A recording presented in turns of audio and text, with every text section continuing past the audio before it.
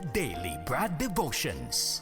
Today's reflection with Pastor Jeff Eliscopides. Happy birthday, Brad Jeff. Nakita mo si Brad? Ayan ang ating mga katerno. Ayan, Brad Jeff, good morning. Happy Hearts Day sa ating mga taga-subaybayan. Sa iyo rin naman, Ted. Yes. At Cha, Happy Yes. Valentine's Good Day. morning, Happy good morning po. Good morning, Valentine's. Brad Jeff. Go ahead, Brad. We're all ears. Yes, alam niyo naman, pagka Valentine, maraming in love. At para sa mga in love, alam niyo po, nowadays, para na watered down na masyado tong word na love. Ano nga ba yung greatest love of all? Ayan. Nasusulat yan, sabi ni Whitney Houston, the late Whitney Houston, learning to love yourself. It is the greatest love of all. Oo Hindi na po nga. kakanta dahil alam nyo yan. Ang ganda nga ng mensahe ng kantang yun, ano? Learning to love yourself. Alam mo, It's Brad, the Ted, greatest love Yan. of all. Oh, diba? Ang galing, Yan, ang no? title yan, I Believe. Yun na I nga yung believe. title, di ba? I believe. Kasi first I- line, I believe. Oo. Isa pa nga. Ha? isa pa nga, Ted, Ikaw lang utu-utu dito eh. Hindi, ikaw naman eh. Kala ko Di ba ikaw lang makakaisa na utu-utu kami. dito? The greatest Yan. love of all. yan Tuloy naman. mo, tuloy mo, girl. It's easy to achieve. Ganda. Learning to love yourself is the greatest love of all. God Ah, save Yay, the Philippines. yay. Hanap sa kulot. R&B version. And I believe, and I believe. Ayan ka na naman sa I Believe eh. Okay na ako Eto dun na si eh. Pastor Jeff. Ganda na sinabi ni Pastor eh. I Believe ka na Hindi pa ako naman tapos eh. siya. Oy, sige. bakit Pastor? Okay, thank you, Brad Jeff. Hindi pa See nga ya. siya, hindi pa siya nagsisimula. O, Pastor, the floor is yours. Your version of the greatest love. Ayan, oo, yan. Tama yan, Brad, Ted at Chano. Kasi nga po, minsan, you're trying to draw love. Kumukuha ka ng pagmamahal sa iba. Kaya kahit ikaw, nauubos na rin. Alam mo yun, bigay ka ng bigay and then pag wala ka na maibigay, nakahanap ka ng taker o user-friendly na tao, hahanap naman siya na iba kasi wala ka na maibigay. Eh, hindi mo masisi sarili mo kasi ikaw nga, parang feeling mo, ibang tao magbibigay sa iyo ng fulfillment, kaya parang sisisi mo pa yung sarili mo. Minsan ba naisip mo ba yon? Yung, Lord, bakit ba ako ganito? O kaya naman, parang wala akong kwenta sa mundo natin ngayon na puno ng comparison, lalo na magbabrowse ka sa social media ngayon, di ba? Sila may mga jowa, ikaw wala, o may date and all. Sa trabaho, magko-comparison tayo, relationship. Madali po tayo madala sa lies of the enemy, yung mga kasinungalingan po na binabato ng kaaway o ni Satanas na hindi tayo enough.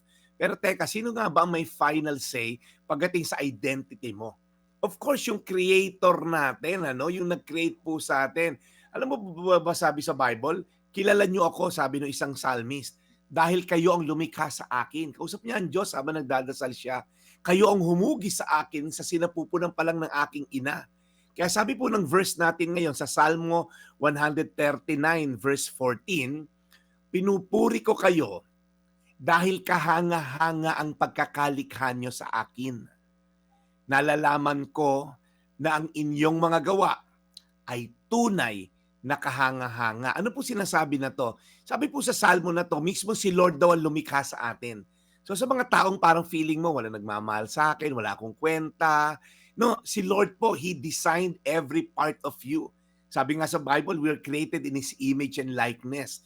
Yung kalakasan mo, yung personalidad mo, even yung mga pagka nakita mo, kakulangan mo o may flaws ka na tinatawag, we are fearfully and wonderfully made, sabi po sa English version ng binasa natin. Ibig sabihin, hindi ka aksidente, hindi ka sablay, at lalong hindi ka less than valuable sa ibang tao. Kaya kung minsan gusto nating may babago sa ating sarili, gusto mo mag-fit sa standard ng opinion ng iba, pero ang tanong, sino ba ang may nakakaalam kung sino ka talaga at ano ba talaga ang purpose ng pagkakagawa sa'yo?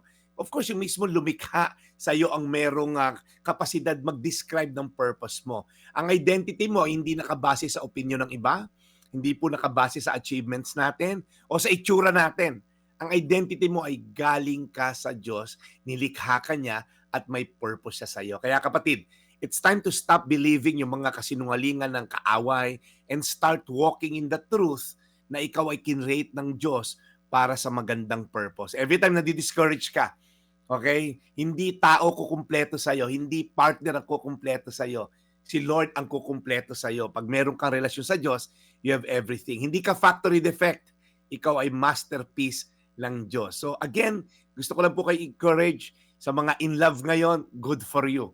At sa mga tao pong parang feeling mo, kailan darating, alam mo si Lord, hindi ko alam kung may darating, hindi ko alam kung basta may perfect timing si Lord. Makontento po tayo na tayo ay mahal ng Diyos at matuto tayong mahalin natin ang sarili natin dahil we are fearfully and wonderfully made. Salmo 139 verse 14, pinupuri ko kayo dahil kahanga-hanga ang pagkakalikha niyo sa akin. Nalalaman ko na ang inyong mga gawa ay tunay na kahanga-hanga. Lord, maraming salamat dahil alam namin na ikaw ang Diyos na nagbibigay ng kalakasan sa amin. Ikaw din, Lord, ang Diyos na lumikha sa amin. Kaya Panginoon, dinadalangin namin ang mga kababayan namin ngayon na feeling nila hindi sila kumpleto kung wala silang kapartner or maaaring nawalan sila ng irog ngayong panahon na to. Lord, ikontento mo sila knowing the fact na mahal mo sila at sila kinrate mo for a purpose. Salamat, Lord, sa araw na to. In Jesus' name. Amen. And we pray once again, Lord, kami po'y dumudulog sa inyo, alagaan nyo lagi si Brad Jeff, bless his mission at gabayan sa kanya pong araw-araw na ginagawang pagmimisyon sa aming pong programa. Lord, alagaan niyo po siya, ang kanyang mga mahal sa buhay at ang kanila pong mga katuwang sa pagtataguyod po ng magandang balita mula po sa inyo. In Jesus' name we pray. Amen. Amen. God bless you more, Brad Jeff. Today ba ay ikaw ay tutungo rin eh? Hindi, Brad Ted. Tayo ay, may isa lang tayong mission mamayang lunchtime dyan sa Golden Bay. Oo. Dyan sa Macapagal. Hindi ka magkakasal today? Wala bang mga nalilihis ng Walang nagdesisyon, Brad Ted, ng tama. Wala ngayon eh. Wala akong kasal ngayon na sayang nga, sa maganda pa naman to. O sige, so bukas naman, anong ating maaring abangan para sa iyong preaching, Brad Jeff? Brad Ted, of course, as always, Saturday po, meron tayong alas 4 sa Rebuild City Church po, Facebook at YouTube channels. At this Sunday, alas 10 din po, ako'y magpipreach naman. Wala muna kami sa Fairmont. Nasa AIM Conference Center po. Doon po ang church magmi-meet alas 10. Ngayong Sunday, ako po yung magpipreach. So, makita-kita po tayo sa Makati City, Sunday, 10 a.m. Alright. Brad Ted. So Brad Jeff, salamat na marami. Again, sa lahat po ng mga umaantabay kay Brad Jeff, sa rin po ay mayroong sariling, ano ba tawag doon, Brad? Facebook Yung page. Facebook page kung saan po Yes. live yung kanyang ginagawa pong preaching dyan. Maging sa YouTube. Ayan. Saka Brad Ted, maibala ko yung anong say mo, Brad, yung pong mga lumiliyam sa atin. Kung meron kayong katanungan, gusto niyo mabigyang linaw sa tulong ng salita ng Diyos, pwede po kayo mag-message, mag-email, okay, sa pastorjeff.ph po na Facebook. Madali naman po mag-message sa Facebook. At kung email naman po, pastorjeff.ph@gmail.com. Yan. Of course, meron naman tayong Viber. Si Cha ang nakakaalam nun. So, para sa Viber. 0921-822-2290. Pwede rin po kayo magmensahe sa 105.9 True FM Facebook page. Thank you. Okay, Brad. Ito po yung Daily Brad, your daily dose of inspiration. Enjoy the weekend. Serving the people, Brad Jeff Eliscopides.